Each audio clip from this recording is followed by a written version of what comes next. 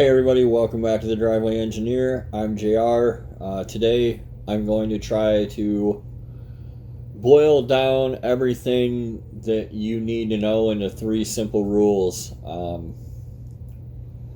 A lot of people who are coming to the LS world are coming from the old small block world. They're maybe a little older, maybe a little intimidated by fuel injection. But they've heard about all the horsepowers and the llama thrust and the burnouts and the turbos and all the cool things you can do with an LS. And really, if it's your first swap, or you're suffering from analysis paralysis, and you've just been reading and reading and reading and reading conflicting things, and you have to do this and you can't do that, and you'll die if you do this, then this video is for you. If you're already some kind of pro level engine builder, Steve Dulcich, if you're watching this, like you don't need to watch this. Obviously, Richard Holdner, you don't need to watch this. You guys already know this stuff. So if you're at that level, this is not geared for you. But if you're just trying to have a modern engine with modern amenities in your old turd box, like my C10 here pictured, right? I just wanted 400 horsepower and overdrive. I wanted to be able to have cruise control and have it start and run all the time perfectly. I didn't want to just tune it with a screwdriver. I just wanted it to run. And so in order to do that, if that's who you are, then this video is for you. And there's really three things you need to keep in mind if that's you. So let's get started. The first rule is forget what you think you know. Okay? I see it all the time. People come and they're like, oh, I can't just slap a junkyard motor in. I can't just, use a donor engine. I can't just do that. Why wouldn't you do it while you're at it? Why wouldn't you do it while you're at it? What about your peace of mind? My peace of mind's fully intact. I sleep like a baby at night knowing that I did not rebuild that engine in that truck and it does burnouts like that. I do not lose a wink of sleep or any suffer any indigestion or anything else. This is a bearing out of the junkyard Joule engine, which is on this channel. It made 370 horsepower. It had well over 200,000 miles according to the VIN check on it. It's not that accurate. I didn't have the dash, but this was an over 200,000 mile bearing on a bad cylinder, and it looks like this. It's brand new looking.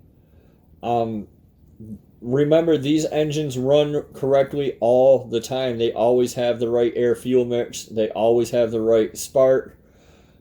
They idle down the road at 2,000 RPM. They rarely see, 3,000 RPM.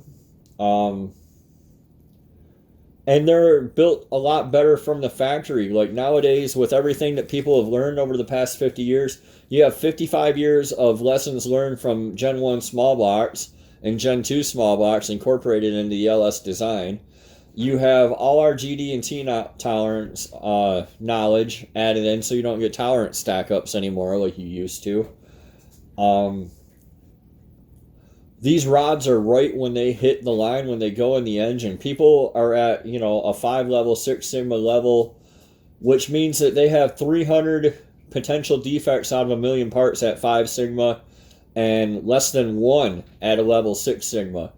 Okay, and that's what's required to be a supplier to the big three. You have to meet those marks if you're a supplier. So everything just goes together and works right the first time. This is not your grandpappy's 283, okay?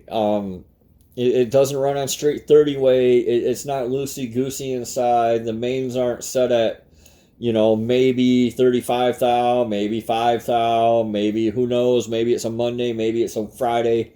None of that's going on anymore. This stuff is right every time, the first time, when it goes together. Which is why these Silverados and Tahoes and stuff run 200, 250, 300,000 miles nowadays. And when they're taken off the road, it's generally because, in my area, they rusted to hell, they got crashed in bad weather, or the transmission went out of them if they're a half ton. Those are pretty much the reasons why they go out. They're taken off the road. So you don't need to do all that while you're at it stuff that you think you need to do coming from the small block world. It's just not a thing anymore. Like I say all the time in the Facebook group, if it spins, it wins. If you can rotate that thing 3 times, there's nothing majorly wrong with it, and you can use it as is. Or if you buy a complete donor the way you really should, if it runs and drives now, it will run and drive in your swap. Why wouldn't it? This is a Junkyard Jewel engine, covered in mud from the scene of the crash and rat poop. This is the way it came out of the junkyard. This thing made 370 horsepower. It's on a perfect dyno tune. It won't make that in the car, but it still is a good running engine and came out of the junkyard for $224. And that's all on the channel. So I did have one guy in the Facebook group arguing back and forth with me. Oh, there's no way, you can't do it, blah, blah, blah, whatever. It's all on the channel. It's in high def. You can go back and look. Harnesses are covered on the channel as well. This is a CNCH harness. It's covered on the channel. It was $268 out the door. It is 100% brand new. It is not made in America. It works just fine. The Chinese can grow potatoes on the moon. They can make wires go from point A to point B. This thing fired up and ran the Jewel just fine. And you don't need to be intimidated, and you don't need to worry about reworking it or getting over your head. Like, this thing needed like 4 wires to hook up, and it worked. And it's also the exact same thing that PSI's been selling to people for $700 for the past 10 years. So if you're in the market for a PSI harness, or you're in the market for a harness and you think they're too expensive, that's why, because PSI is taking them from China and marking them up. So you got to get out of that old way of thinking if you're going to be successful here. The second rule is to keep it simple, stupid. And I have here a picture of a quad turboed stroker 454 tall deck, big block, LS. It looks very cool. It is completely wildly unnecessary. If this is your first swap, second swap, you need to get it in and make it run, okay?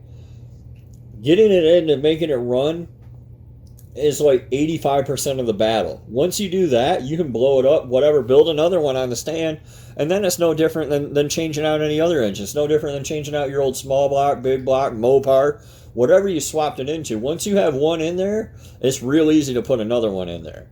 So get it in there, get your mounts, get your drive shaft, get all your architecture and your infrastructure in place, and then worry about doing crazy stuff like this. Because odds are you're probably never going to go back and do any of that crap anyway. I know I'm not. All I'm going to do is keep doing burnouts in my sweet burnout truck, listen to my Motley Crue cassettes, and have fun with my dog. And cruise to work on nice days.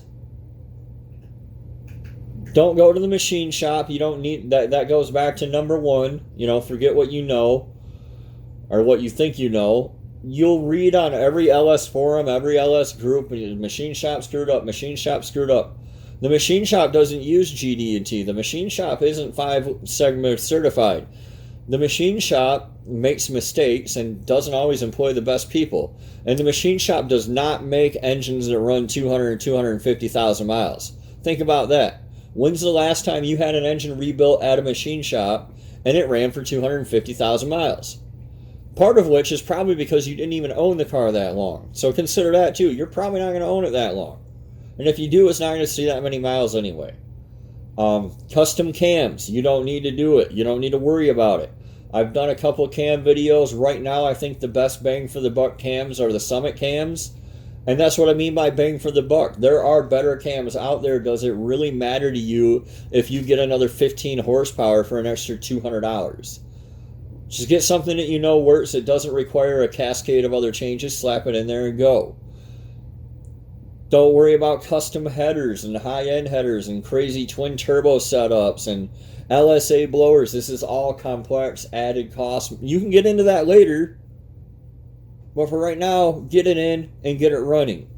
Like, don't worry about making 700 tire, because then you're going to be like, well, will the fuel pump support 700 tire? You don't make 700 tire. And then you're going to wind up selling the whole thing for $1,200 OBO on Facebook Marketplace because life happened. And that Brings me up to my third bullet point here. Do not turn your project into a parts car. And I see it all the time. I see it all the time, and these videos get tens of thousands of views, and everybody relates, and then I see the same people commenting, selling their stuff. Don't let that be you, because I will roast you. Just keep it simple, get it in, make it go. Do the bare minimum that you have to do. And if you buy a running driving toner, do not tear into it. Just put it in as is. Number 3 that I harp on all the time, I've done this myself.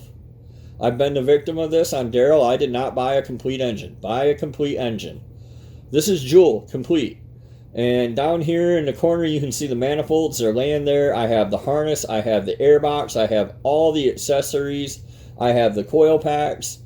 I broke all the plug wires. I didn't get those.